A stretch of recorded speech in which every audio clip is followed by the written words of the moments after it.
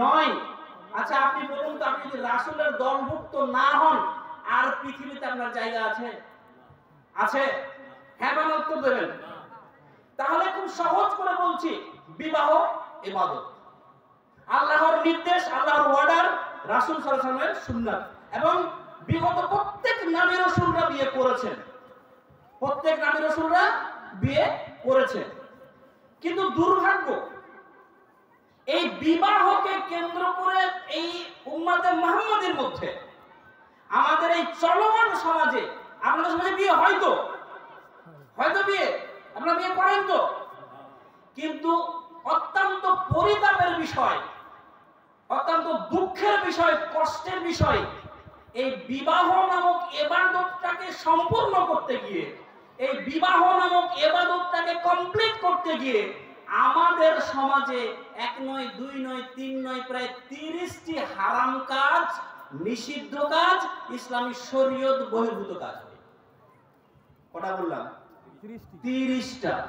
আচ্ছা এবার আপনি আপনার ক্ষুদ্র বিবেকেই বলুন আর বৃহৎ বিবেকেই বলুন, যে আমলটা করতে গিয়ে 30টার মতো হারাম, নিষিদ্ধ, বিদআতি কাজ হয়, সেটা ইবাদত হবে?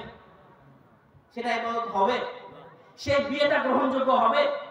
সেই বিয়েটা হালাল হবে? তাহলে কি হবে? বাতিল, মানে হারাম। তাহলে আপনি যে বিবাহ করার পরে একেবারে 60 বছর 70 বছরের দাম্পত্য জীবন সম্পূর্ণ করছেন, সেই শুরুতেই যদি সেটা হারাম হয়ে যায়, সেটা নিষিদ্ধ হয়ে যায়, ইসলাম শরীয়ত বহির্ভূত হয়ে যায়, আপনার জীবন আর থাকলো কি? আপনার জীবনে কি থাকলো বলুন তো? কিছু নেই। এবার আপনি হয়তো বলবেন যে তাহলে বলে দেন কোনটা কোনটা আমাদের জীবনে বিবাহের ক্ষেত্রে হারাম কাজ হয়। শোনার ধৈর্য আছে তো? এবার চলুন, প্রথমেই বলি নাম্বার 1। আমি সংক্ষিপ্ত করছি এই কারণে, সময় খুব কম। দেখুন, বিবাহ করার জন্য প্রাথমিক কাজ কি বলেন তো? আমরা পাত্রী দেখতে যাই। আমি পুরুষদের পার্সপেক্টিভ যে কথাটা বলছি, বিবাহের আগে পাত্রী দেখতে যায় হয়তো আপনার দিকে, এবং পাত্রী দেখা রাসূলের সুন্নাত। রাসূল বলেছেন তোমরা যাকে বিয়ে করবে দেখে নাও, কারণ এর মধ্যে তোমাদের মধ্যে মহব্বত তৈরি হবে, এই তো। কিন্তু আমরা কি করি? যে বিয়ে করবে তাকে দেখতে দল বেঁধে যায়। এই দল বেঁধে পাত্রী দেখার পদ্ধতি ইসলামে জাল, জয়ীফ, দুর্বল হাদিসও নেই। আমার কথা বুঝতে পারলেন?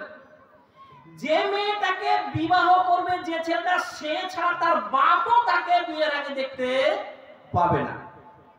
আমার কথা কি বুঝতে পারছেন? বিবাহ যোগ্য মেয়েটাকে যে বিয়ে করবে, সে ছেলে বাদ দিয়ে তার বাপও যদি দেখতে না পায়, তাহলে আপনি আপনার ছেলের বিয়ের জন্য আপনার জামাইকে, ছেলের দুলাভাইকে, ছেলের বন্ধুকে, ছেলের চাচাকে, ছেলের নানাকে যে পাঠাচ্ছেন, তো ওই মেয়েটার সঙ্গে যে আপনি গণজেনার ব্যবস্থা করে দিচ্ছেন। আমার কথাটা বুঝতে পারলেন না? শায়েখরা বসে আছেন, দেখেন চোখের জেনা চোখ দিয়ে দেখা। তাহলে যে মেয়েটাকে দেখার পারমিশন একমাত্র যে বিবাহ করবে সে ছেলেটার, সে বাদ দিয়ে এই 14 জন, 15 জন, 10 জন মিলে যে আপনি তাকে দেখছেন, শুরুতেই যদি জেনা হয়ে যায়, তাহলে আরো যে দাম্পত্য জীবন 60 বছর বাকি আছে, ওইটা কি হবে? হয়। আমি প্রথমে একটা কথা বলেছি, যে জানে না সে জাহেল, যে মানে না সে জালেম।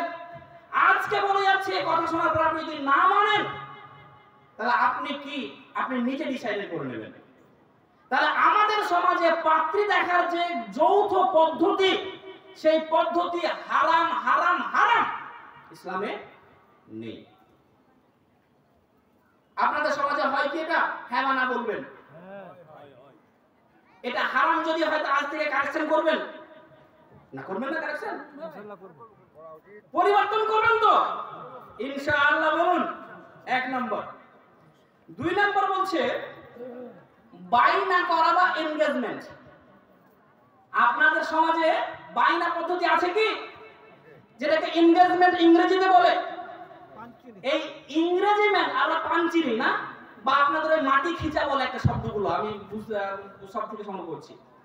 এই এনগেজমেন্ট যে পদ্ধতি, সে পদ্ধতি বিয়ে হয়নি, তার আগে মেয়েটা মেয়েকে একটা সোনার আংটি পরিয়ে দিচ্ছে, ছেলেটাকে একটা সোনার আংটি পরিয়ে দিচ্ছে। এই যে এনগেজমেন্ট পদ্ধতিটা হচ্ছে ইহুদিদের বিবাহ পদ্ধতি। কার বিবাহ পদ্ধতি? ইহুদিদের বিবাহ পদ্ধতি। আর আপনি কার উম্মত? রাসূল সাল্লাল্লাহু আলাইহি ওয়াসাল্লাম উম্মত। আর রাসূল সাল্লাল্লাহু আলাইহি ওয়াসাল্লাম হাজারো বার বলছেন তোমরা ইহুদিদের খ্রিস্টানদের বিরোধিতা করো, ইহুদিদের খ্রিস্টানদের বিরোধিতা করো, ইহুদিদের খ্রিস্টানদের বিরোধিতা করো। রাসূল সাল্লাল্লাহু আলাইহি ওয়াসাল্লাম বলেন মান তাসাব্বা বিকওমিন ফাহুয়া মিনহুম, যে জাতিকে অনুসরণ করে সে তার দলভুক্ত।